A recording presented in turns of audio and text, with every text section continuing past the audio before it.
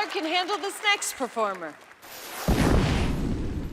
I have 2 moms and 2 dads. My dads are gay and my moms are lesbian when they decided to have and co-parent a kid. My parents are scientists, doctors, and engineers, and I'm a senior at the University of Pennsylvania studying neurobiology, and I'm about to graduate. But rather than go into medicine right after college, I'm actually taking a few years to do magic full-time. I'm really fascinated with the neuroscience of magic and sleight of hand and also some of the history as well. Card cheats of the 1800s and early 1900s who actually used a lot of modern-day neuroscientific concepts to their advantage. They just didn't know it yet. Don't worry, mom and dad. My degree's not going to waste because tonight I'll be combining what I've learned about sleight of hand and what I've learned about neuroscience to see if I can fool Penn and Teller.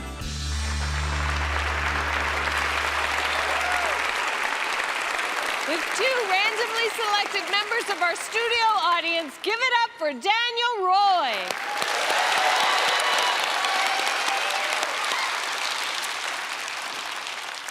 Eric, thanks for helping out. Morgan, thank you so much for helping out. Now, when people see card tricks, they often assume that it's all just manual dexterity. But it turns out that we sleight of hand artists use all of our senses to our advantage. So I'll give you an example of each. So Morgan, as I spread through these cards, I just want you to touch one on the back, and I'll spread through them slowly. This card here, would you hold out your hand for me, but palm down? And I want you to cover that card up. Cover it up completely. Now, Morgan, I'll turn away, and I want you to take a quick peek at the card so you know what it is, and then cover it up again. Have you done that? Yes? So you know what the card is? Mm-hmm. Perfect. Now, theoretically, if I were to look through all of these cards here, I'd be able to see which one was missing. Now, I do apologize. This is a time-consuming process, so try to get it over with as quickly as I can. King of Diamonds. That's correct. Is it the King of Diamonds? Indeed, it is the King of Diamonds. But of course, you can't just go looking through the deck if you want to impress anyone, so that's where the other senses come into play. If I listen to this shuffle really carefully, I can hear where her card lands in the deck. So listen with me.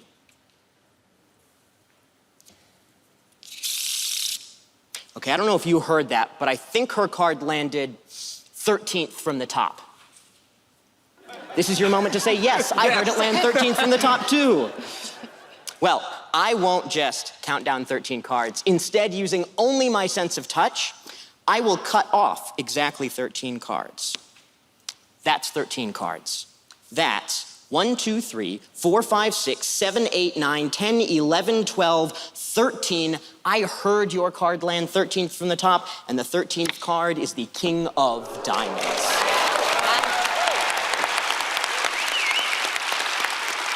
Now, sure, sight, sound, and touch are all useful, but if you really want to impress people, smell is the sense you want to use. I know it sounds weird, but I'll prove it, okay? So, Eric, here's what I'm gonna ask you to do. I want you to reach over in a moment and cut over a group of cards from the top of the deck and put them right here. But just so we've got enough cards left over for Morgan, make it a small group of cards, like a quarter of the deck or less, okay? Just cut over a small group of cards from the top and then just put them face down right there. That's perfect. And then what I'd like you to do is I want you to cut over a group of cards from the top and put them here, however many you like. Okay. And just leave them face down right there. Perfect. Now, what a lot of people don't realize is that playing cards have smells. And it's the ink that gives them their smell. Now, the backs of the cards all have the same color ink and the same amount of ink, so they all smell the same. But the faces of the cards, different colors of ink, different distributions of ink, all of these contribute to the smell. Now, Morgan, here's what I'm gonna ask you to do. I want you to hold your cards from above like this and just rub them on the mat right there and then put them back, but keep them face down. Rub them on the mat right there and then put them back. Okay, perfect. Here goes.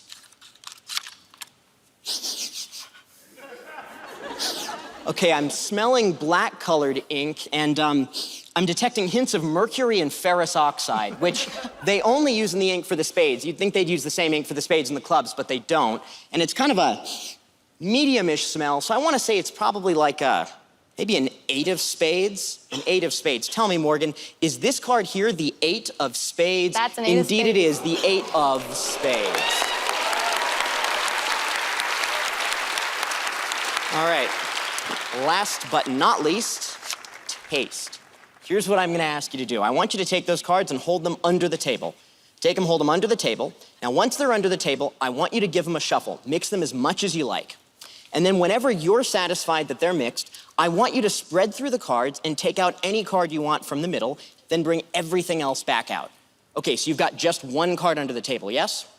Now, keep in mind that he didn't want this card here, nor did he want any of these cards. He wanted the card that he's got under the table. So here's what I'm gonna ask you to do. I want you to stand up, and I want you to stand directly behind me. Stand up, come around and stand directly behind me, and I want you to cover my eyes with your hands like this. Cover up my eyes with your hands like this. Okay, great, but not too hard. I need to, like, still have eyes. And then, Eric, under the table, I want you to tear off a teeny tiny corner of the card. Under the table, really do it. Tear off a teeny tiny corner of that card, and once you've done that, put that corner in my hand. But keep everything else under the table. Okay, here goes. You know, no matter how many times I do this, I will never forget how much I hate the taste of the 7 of spades. Would you show that card to everyone here? Is it indeed the 7 of spades? Daniel Roy! Wow, that was very impressive. Thank you, thank you. Do you do magic at universities? Yeah, I go to the University of Pennsylvania in Philadelphia, and I actually study neurobiology there. Wow. And are you going to use neurobiology in your magic? And if so, how? Yeah, I guess a good example is if I say, Allison, are you right or left-handed? Right. You're right-handed. The moment she has to answer that question, she has to turn her attention inward, right? To think, oh, am I right or left-handed? So we call this attentional blindness because the truth is, in a magic trick, I don't really care if you're right or left-handed, but I do care about getting you to turn your attention inward for a moment so that I can maybe do some sneaky sleight of hand out in front of you that you wouldn't necessarily detect. Oh. Does that make sense? Yeah, so a narcissist is your best audience. Exactly, exactly. People who are just totally obsessed with themselves. It's very easy to misdirect. Yeah, that's so fascinating. All right, let's see if Penn and Teller know how you did your trick. Penn, Teller. Daniel, boy, you know, a lot of magicians try that senses thing, and it's not usually very good. On you, this looks beautiful. And you also handle the cards with such comfort, and you're so natural, and all the moves are natural. And I want to just say a lot of stuff it's not. There's no deck switch, using the same deck all the way through. There's no rough and smooth. The cards aren't treated that way. You're doing this with raw skill. And we love to see that. We found a lot of the act, well, toward the end, got a little edgy for us. But other than that, it was a very sweet, very kind act. And now something's been bothering me. When we were on Broadway, there was a musical, Cats. The main song from that show, what was the main song from that show? Don't know, I never saw it. Never saw it. You're a very fortunate man. But Allison will whisper to you what the major song in Cats was. Memories. And that might give you an idea that although we loved you, we don't think you fooled us. I'm super happy to be here. You're spot on. Thank you guys so much. It's been a real pleasure. Okay, so you didn't fool them, but you entertained us all. Thank you so much, you. Daniel Roy.